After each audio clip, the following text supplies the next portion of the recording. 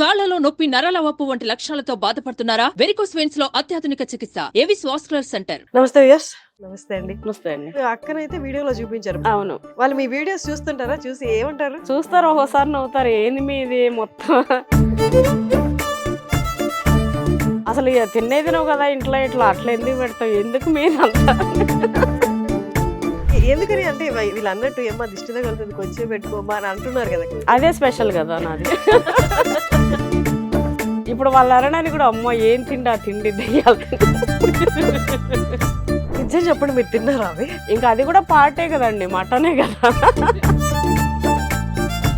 మీరు యూట్యూబ్ లో కనిపిస్తున్నారు లేకపోతే ఇన్స్టాగ్రామ్ లో కనిపిస్తున్నారు అంటే అదైతే కాదు, లైఫ్ లో పడి లేచి ఎన్నో దెబ్బలు తింటే గానీ రాదు అని కూడా అనిపించింది. చాలా ఇబ్బంది పడ్డాం. 4-5 years అమ్మగారి ఇంట్లోనే ఉన్నాం. మనకి ఎంత కష్టమైనా సరే మనం వీడు ఉండొద్దు, మనము లైఫ్ అంటేనే అడ్జస్ట్మెంట్. అంటే ఇప్పుడు వాళ్ళిద్దరూ ఒక అండర్స్టాండింగ్కి వచ్చేసి ఇప్పుడు జనరేషన్ లో అంత స్ట్రాంగ్నెస్, అంత ఉండాలి కట్టుబడి అన్నది కనిపించకపోవడానికి రీజన్స్ ఏమన్నా? ఓపిక లేకపోవడం అండి, అంటే అండర్స్టాండింగ్ లోపం.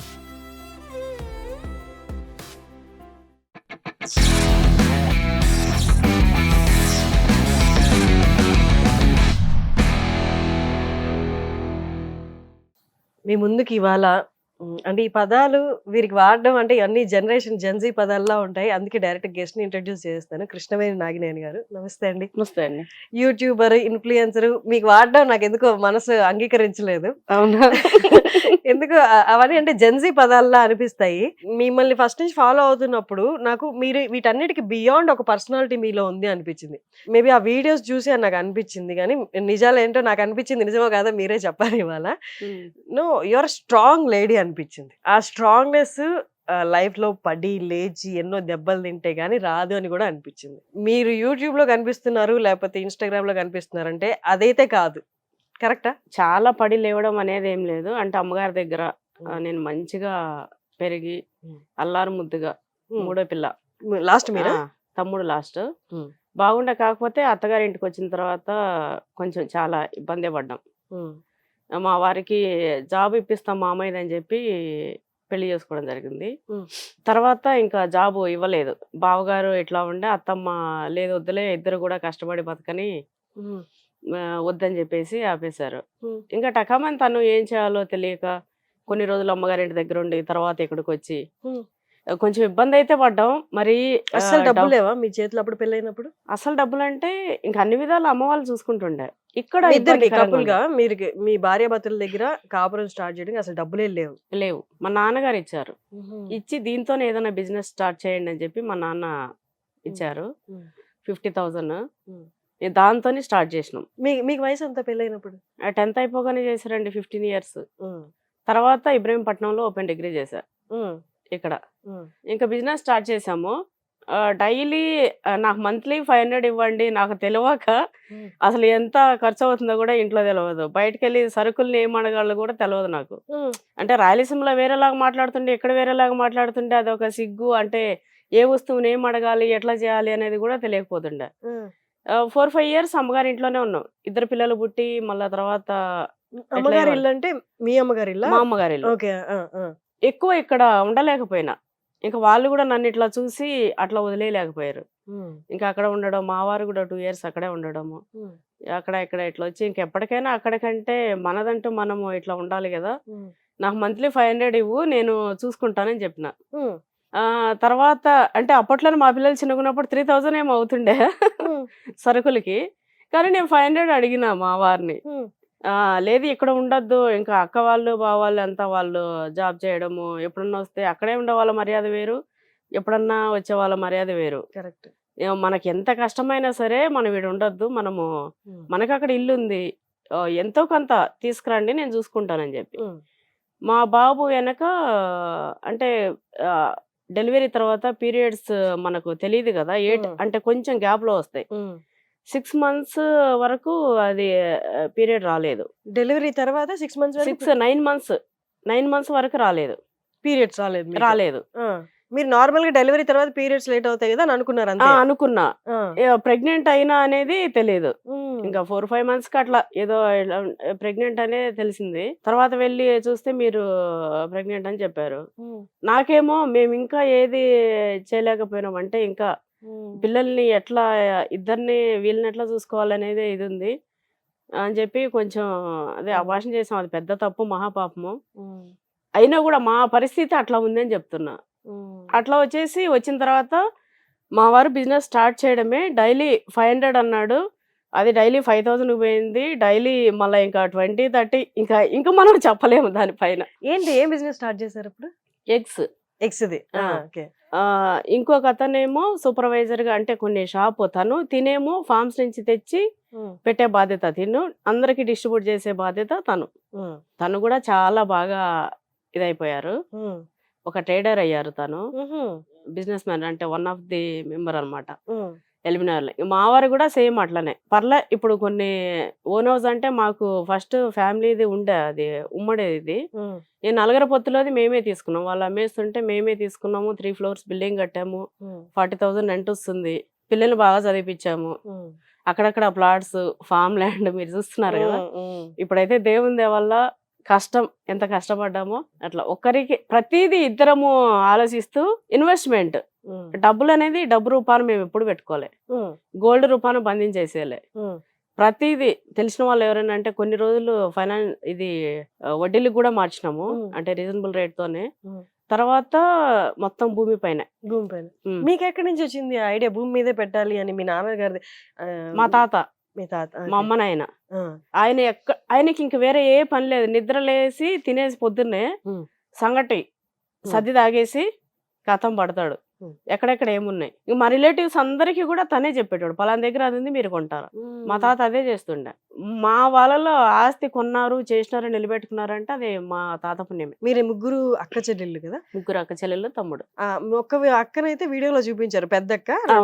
పెద్దక్క వాళ్ళు ఇక్కడే ఉంటారా? రైల్వే కోడూరు. వాళ్ళు రైల్వే కోడూరు. పెద్దక్క రైల్వే కోడూరు, చిన్నక్క రైల్వే కోడూరు, తమ్ముడేమో తిరుపతి. అందరు కూడా మంచిగా సెటిల్? అందరు కూడా మంచిగా ఉన్నారు. వాళ్ళు మీ వీడియోస్ చూస్తుంటారా? చూసి ఏమంటారు? చూస్తారు, ఒకసారి నవ్వుతారు. ఏంది మీది మొత్తం అసలు తినేది నువ్వు కదా ఇంట్లో, ఇట్లా అట్లా ఎందుకు పెడతావు, ఎందుకు మీరంతా అంటే వాళ్ళు అన్నట్టు మీరు అంత తినరా? అంత తినేస్తామండి. ఒక్కోసారి తింటా.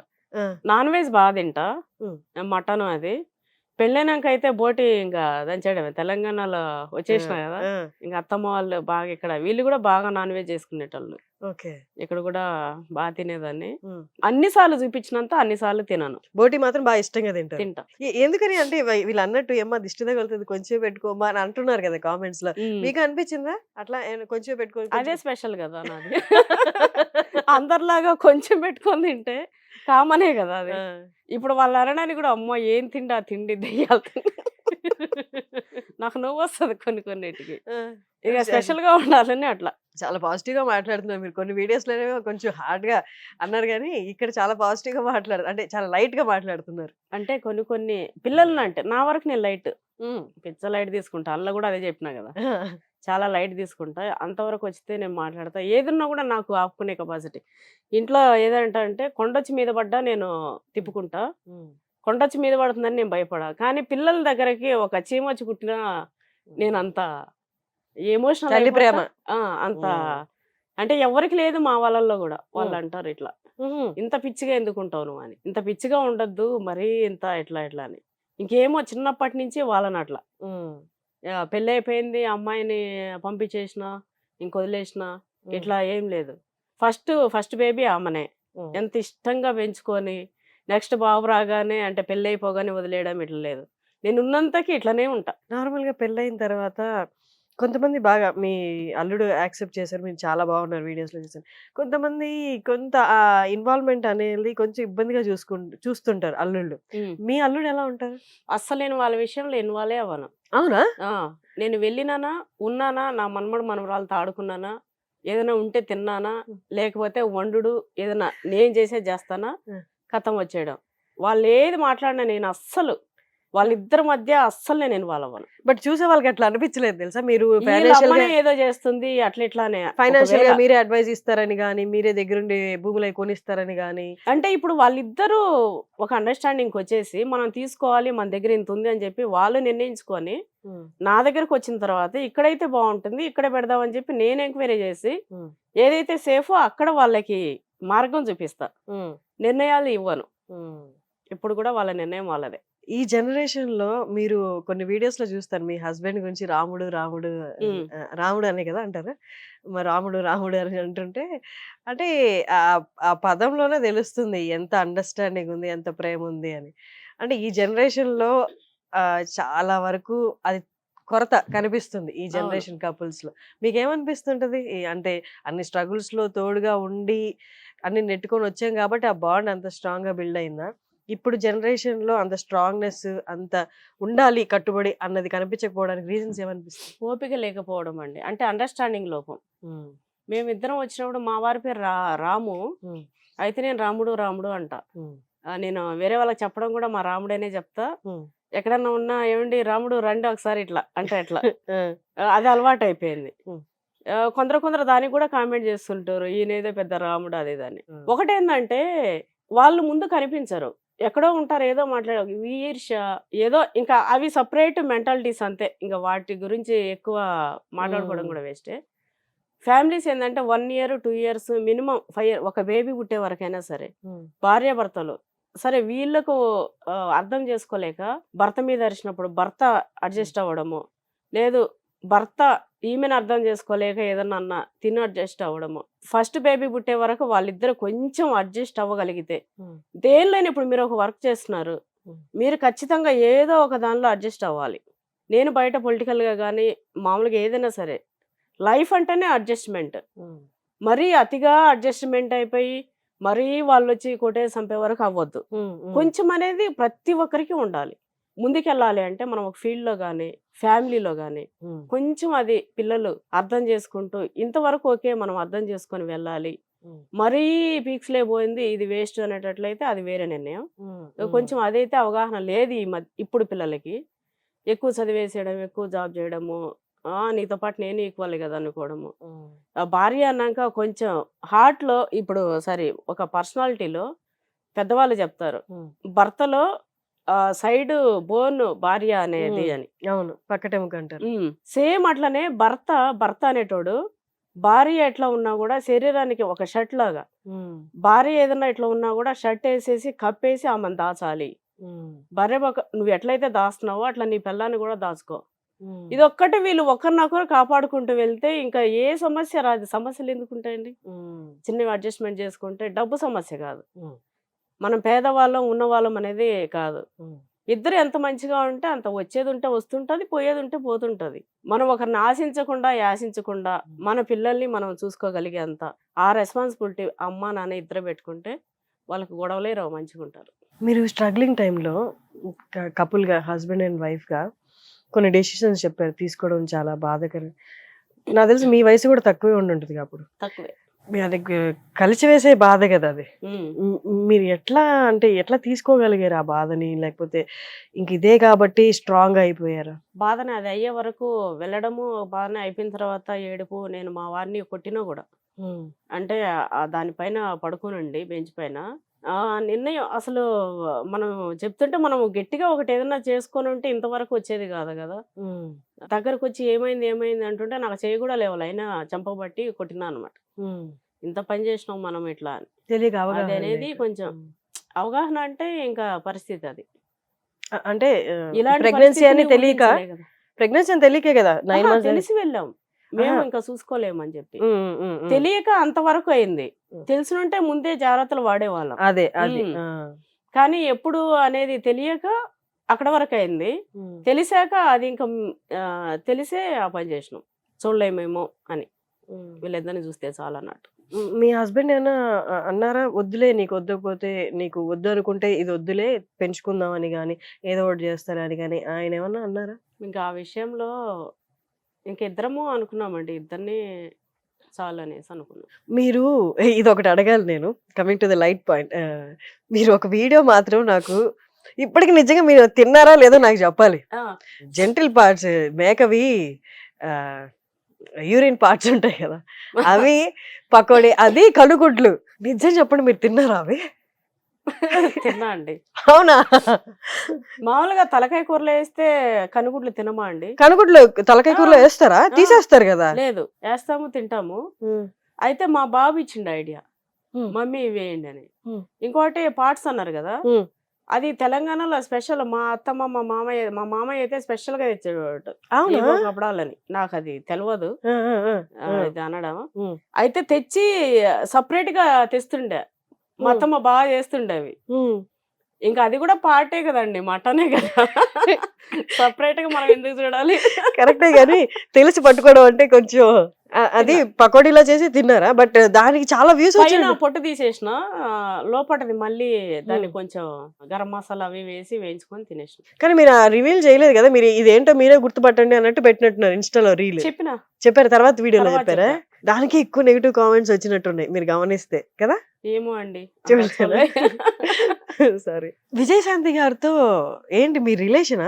మీరు చాలా ఫొటోస్ చూసానండి, మీరు వీడియోస్ లో కూడా ఎక్కడో చెప్పారు ఆవిడ నా ట్రూ ఇన్స్పిరేషన్ అని అన్నాడు. అవును, ఎట్లా మీరు రిలేటివ్? అంటే పార్టీ తరఫున అండి.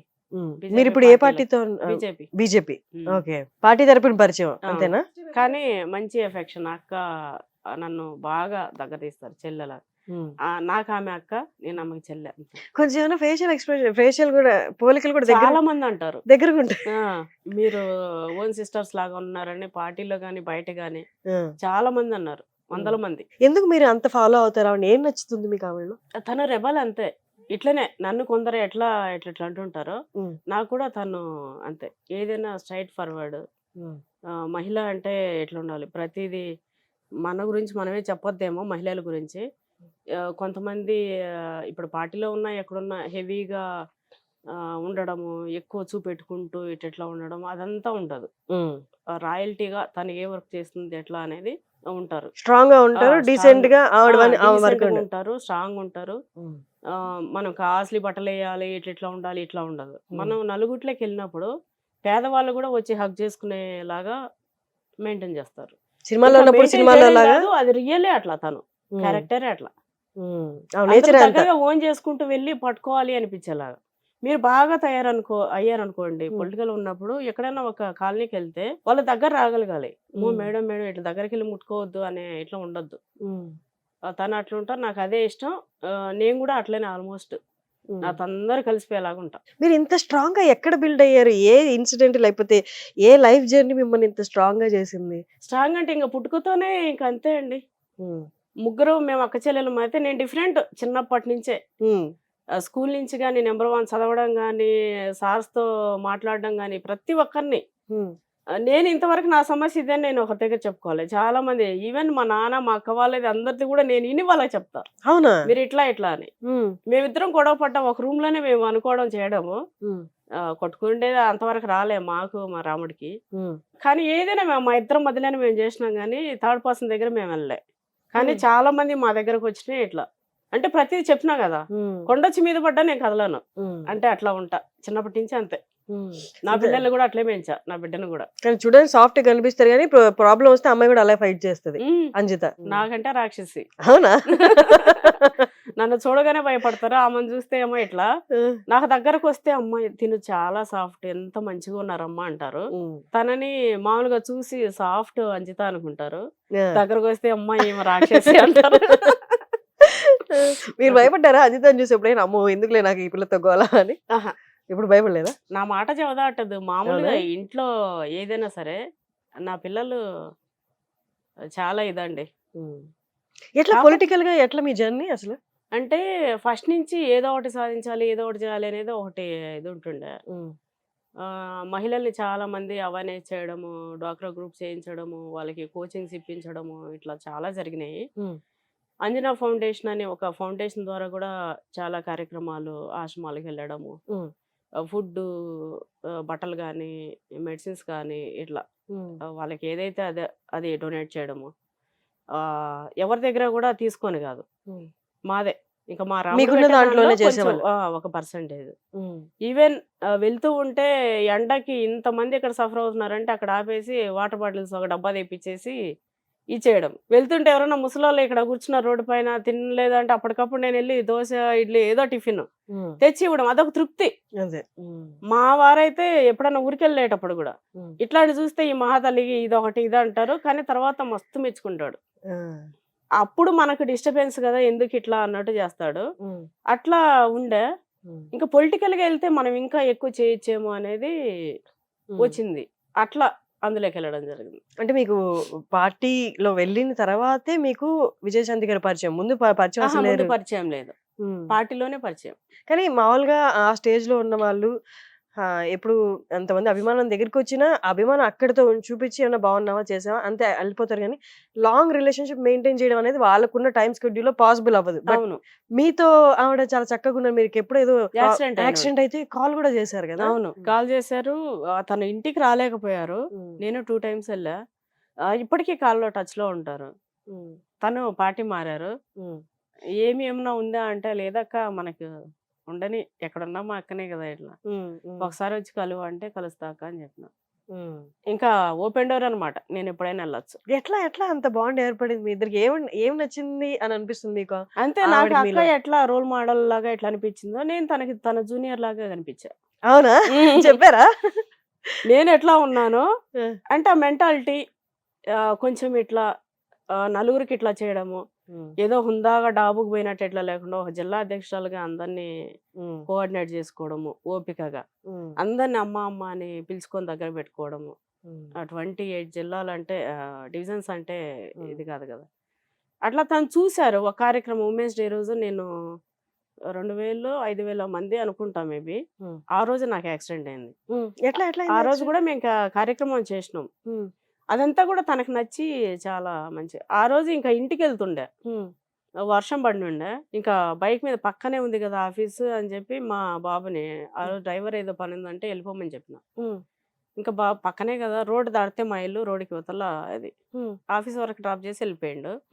బండి మీద వెళ్తుండి బండి స్కిడ్ అయ్యి పడిపోయింది వర్షానికి. అబ్బో, ఆ రోజు కూడా చాలా భయపడ్డా అసలు. మా బాబు అయితే అది దాని మీద ఇట్లా పడి హెల్మెట్ ఉండే, ఇంకా ఆయనకి ఏమవ్వాలి. నేను పడగానే నాకు మొహం బయలుతో మా బాబు ఏమో అమ్మకేమైందని వాడూరికి వచ్చిండు. నేను ఇది చూసుకోకుండా లేచి ఏమైంది నన్ను, ఏమన్నా తగిలిందా చేసిందా అని నాకు వాడిని చూస్తుంటేనే కళ్ళు తిరిగినాయి. దేవుని దేవుల బాబుకి ఏం కాలే, కొంచెం ఇట్లా రాకపోయింది అంతే. అండ్ ఇప్పుడు మీరు ఫామ్ వీడియోస్ పెడుతున్నారు కదా, భలే ముచ్చట. అసలు నాకు తెలిసి చూసే ప్రతి ఒక్కరికి ఒక కళ అది. అవును, ఒక ఫామ్ ఒక చిన్నదైనా కొనుక్కొని దాంట్లో మనకి ఇష్టమైన చెట్లు పెంచుకోవాలి అనేది. మీరు ఫామ్ రోజు వెళ్ళడం, మొన్న రీసెంట్ వీడియోలో చూసాను మీరే చేస్తున్నారు అక్కడ వరకు. అవును, అంత సాటిస్ఫాక్షన్ ఇస్తుంది కదా. మీరు ఈ ఫామ్ అనేది రీసెంట్ గా కొన్నారా? అంటే 2 years బ్యాక్ కొన్నామండి. ల్యాండ్ 2 years బ్యాక్ కొన్నాము. ఇంకా దాన్ని చేసుకుంటూ రావడం మొన్న ఈ మధ్యనే దాన్ని స్టార్ట్ చేసాం వర్క్. 3 months బ్యాక్ మార్చిలో స్టార్ట్ చేసాం. కానీ పొలిటికల్ గా ఉంటూ ఇట్లా యూట్యూబ్ లో వీడియోస్ చేయడం ఇవన్నీ ఎక్కడైనా ఇబ్బంది ఏమైనా అనిపించిందా వచ్చి మాట్లాడుతున్నప్పుడు? ఇట్లేమో ఫుల్ సేవ జనాల కోసం, ఇదేమో ఇప్పుడు మన సరదాగా చేసేది, రెండు ఏమైనా ఇబ్బంది అనిపించాయా? మన ఇమేజ్ ఏమన్నా అంటే కొంచెం డిస్ట్రాక్ట్ అవుతుందేమో అలా ఏమన్నా అనిపించింది. నేను మామూలుగా ఇది అనుకోలే, యూట్యూబ్ అనేది లేదు నా లైఫ్ లో. నాకు యాక్సిడెంట్ అయింది, 3 months ఇంట్లోనే ఉన్నా రెస్ట్ లో. ఇంకా ఎండకి వెళ్ళదు, మార్చిలో అయింది. మార్చ్, ఏప్రిల్, మే ఈ 3 months వెళ్ళకండి. మరి అది ప్లాస్టిక్ సర్జరీ చేశారు కదా, ఇట్లా చీలిందా? మొత్తం చీలింది ఇక్కడ, ఇట్లా అది చీలిపోయింది బాగా ఇక్కడ ఈ ఐస్ దగ్గర. అట్లా సర్జరీ చేసి కనిపించలేదు, కొంచెం కొంచెం కనిపిస్తుంది అంతే. బాగా పగిలిపోయింది అదంతా. అయితే ఎండకి వెళ్ళొద్దు అన్నారు. 3 months ఇంట్లో ఉన్న నా బిడ్డ అవి ఇవి పెట్టడము, మా ఇంటికి నన్ను చూడడానికి చుట్టాలు వాళ్ళు రావడము, బొగాలు వండడము. మాది ఎట్లా నాన్ వెజ్ ఎక్కువ ఉంటది కదా, ఇక తను ఏదో వీడియో పెట్టేస్తే బాగా ఇట్లా అయిపోవడము. సరే అట్లా వీళ్ళు 2 ఛానళ్ళు అక్క తమ్ముడు పెట్టుకొని ఉంటుండే, ఒకటి 1300, ఒకటి 800. ఇంక వీళ్ళు బేజార్ వచ్చేసి ఇందులో వద్దు అన్నట్టు అన్నారు. ఇంక నేను ఇంట్లో ఉన్నా కదా, 800 ఉండేది నాకేంటి, నేను నీవే పెడతామని ఫస్ట్ నా బిడ్డవే పెట్టిన. ఫస్ట్ నేను చూపెట్టుకోవడం నాకు సిగ్గులాగా, అదేదో పెద్ద తప్పులా, నేనేమో అందులో పెద్ద లీడర్ ఇందులో అట్లా అన్నట్టు అనుకున్నా. గానీ ఇందులో ఇంకా గుర్తుపడుతున్నారు, రీచబిలిటీ ఎక్కువ ఉంటుంది. ఎక్కువ ఇష్టపడుతున్నారు. కొన్ని బ్యాడ్ కామెంట్స్ మినహా అసలు వాళ్ళ సబ్స్క్రైబర్సే కాదనుకుంటా నేను. ఇంకా మిగతా వాళ్ళు చాలా ఇష్టపడడం చేయడం సరే ఇది కూడా నడిపించేస్తున్నా ఇట్లా. మీకు ఇక్కడ ఏమైనా కాంపిటీషన్ కనిపించిందా? అంటే మీ మీద కావాలని సంబంధం లేకపోయినా జస్ట్ వచ్చి నెగెటివ్ కామెంట్ పెట్టేసి వెళ్ళిపోవడం, జస్ట్ మిమ్మల్ని తగ్గించి చూపించాలి అన్నట్లు. అది మీరు పొలిటికల్ ప్రత్యర్థులు కానీ లేకపోతే తోటి యూట్యూబర్స్ మీకు వ్యూస్ వచ్చేస్తున్నాయని అలా పెట్టడం అలా ఏమైనా మీకు అనిపించింది? అంటే కొన్ని అనిపించింది ఇంటెన్షనల్ గా హైడ్ చేస్తున్నారు. చేసి పడేసినవి. ఇంకా అది కంటిన్యూ అవ్వద్దు అని చెప్పి మనకు మరీ ఘోరంగాని కాదు, ఏదో ఇంకా పిల్లల మీద తీసి నా వీక్ పాయింట్ మీద కొట్టడానికి ప్రయత్నాలు జరిగినాయి. అలాంటి వాళ్ళని హైడ్ చేసేసినాం. ఏంటి నెక్స్ట్ ప్లాన్స్ ఏంటి పొలిటికల్ గా? అంటే ఎట్లా ఎట్లా వెళ్ళాలనుకుంటున్నారు, ఏం చేయాలనుకుంటున్నారు? అంటే ఇందులో మనం అనుకున్నదన్నీ అవ్వదండి. లాస్ట్ టైం నేను అనుకున్నది వేరు, అక్కడ అయింది వేరు. ఎప్పటికప్పుడు మారుతూ ఉంటాయి. నేను ఆశించేదాన్ని రేపు మీరే నాకు అడ్డం వచ్చేస్తారు. ఆ లాస్ట్ 1-2 days లో కూడా ఏమవుతుందో తెలియదు. తెలీదు. నేను చేసుకుంటూ పోతా. నాకంటూ ఉండేది ఎవ్వరు గుంజలేరు. నాకు ఇది రాసి పెట్టింది. ఈరోజు నేను దీనిలో రావాలని లేదు కదా, వచ్చి కూర్చోబెట్టేసింది అంతే. నాకంటూ ఉండేది నేను తప్పించుకోను, అట్లానే నేను కామ్గా ఉండను. నేను చేసేది చేసుకుంటూ వెళ్తా, వచ్చేది అది వస్తుంటది అంతే. దేవుడు నమ్ముతారా బాగా? బా సూపర్ గా. ఏ దేవుడు? నాన్ వెజ్ ఫుల్ గా తింటాను నేను. హనుమాన్ చిన్నప్పటి నుంచి 3rd year నా ఊహ తెలిసి నుంచి హనుమానే. మా ఇంట్లో అక్క చెల్లెలు మేము నా దేవుడు గొప్ప, వాళ్ళు శివుని మొక్కేది, నేను ఒక్కదాన్ని హనుమాన్. సరే ఎవరి దేవుడు గొప్ప, కర్పూరం వెలిగించుకుందామా అని చెప్పి చేతిలో కర్పూరం కూడా వెలిగించుకున్నా. అంటే అంత పిచ్చిగా భక్తి. ఇప్పుడు బీజేపీలోకి పోవడానికి కూడా కారణం అదే.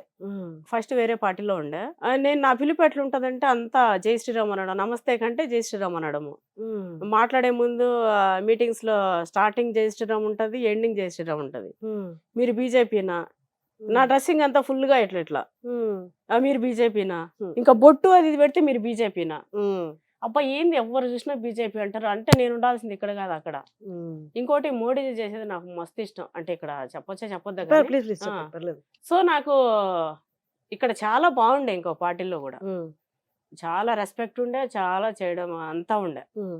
వాళ్ళు కూడా అడిగారు అసలు నువ్వు ఎందుకు వెళ్తావు, వెళ్ళొద్దు ఇట్లా అని. నన్ను అక్కడ రాముడు పిలుస్తున్నాడు, పోతున్నా. దేశభక్తి అంటే దేశం కోసం ధర్మం కోసం అనే ఒక ఇది పెట్టుకున్నారు కదా. ఇంకోటి వేరే పార్టీలు ఎవరు కూడా గుండె ధైర్యంతో భారత్ మాతాకి జై అని అన్నారు, జై శ్రీరామ్ అని అన్నారు. వాళ్ళు ఓటింగ్ అనుకోండి, ఏమన్నా అనుకోండి, సరే ఏదైనా ఉండని, కానీ మనం ఒకరిని తక్కువ చేయొద్దు.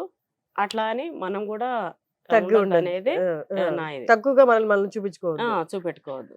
సో నాకు అది బాగా నచ్చింది, అందులోకి వెళ్ళిపోయినా. ఇంకంతే కంటిన్యూ అందులోనే. నా సేవ ఎంతవరకు చేయగలుగుతానో అంత చేస్తా. నాకు ఏదైనా వస్తే అట్లా తీసుకోవడం, లేదంటే కామ్గా నాకు శక్తి ఉన్నంతగా చేసేసి ఉండడం. మీరు చిన్నప్పటి నుంచి హనుమంతుడి భక్తురాలు కాబట్టి మీకు మీ హస్బెండ్ పేరు రాముడు అని రావడం మీరేమన్నా యాదృచ్ఛికంగా ఫీల్? ఆయన కూడా హనుమాన్ భక్తుడే. రాముడు అని రావడం, పేరు కూడా రాముడు రావడం, మీరు ఏమైనా అంటే భలే అంటే కొంత అమ్యూజ్మెంట్ ఫీల్ అవుతారు, యాదృచ్ఛికంగా ఫీల్ అవుతారుగా. నేను ఆల్రెడీ హనుమంతుడి భక్తురాలని, అవును, హస్బెండ్ కూడా రాముడు అని రావడం, ఇదే కరెక్ట్ మ్యాచ్, ఇదే జీవితం అని అనుకున్నారా? పెళ్లి కాకముందు ఎక్కువ శ్రీ ఆంజనేయ అనేది ఊత పదం ఉంటుండే. పెళ్ళైనాక జై శ్రీరామ్ అనేది అలవాటు చేసుకున్నా. ఇట్లా నా రాముడు కలిసి వస్తాడు, ఆ రాముడు కలిసి వస్తాడు. ఇంకోటి హనుమానికి హనుమాన్ అనే కంటే రామ అంటేనే ఈయనకు కూడా ఇష్టం. సో ఇవన్నీ పెట్టుకొని అప్పటి నుంచి నా ఊత పదం అది పెట్టుకున్నా. పుణ్యం పురుషార్థం రెండు అన్నట్లు. Nice talking to you. మీకు కూడా మీ పొలిటికల్ గా కానీ మీరు ఏ దారిలో వెళ్తున్నారో ఆ దారిలో మంచి జరగాలని నేను కూడా, ఎందుకంటే మీ నేచర్ని బట్టి నేను చెప్తున్నాను, మీరు అందరికీ మంచి చేయాలనే చూస్తున్నట్టు నాకు అనిపిస్తుంది నాకు తెలిసినంత దాంట్లో. సో మీరు మంచి చేస్తున్నారు కాబట్టి మీ జర్నీ కూడా సాఫీగా సాగాలని మనస్ఫూర్తిగా కోరుకుంటున్నాను. Thank you so much. Thank you అండి.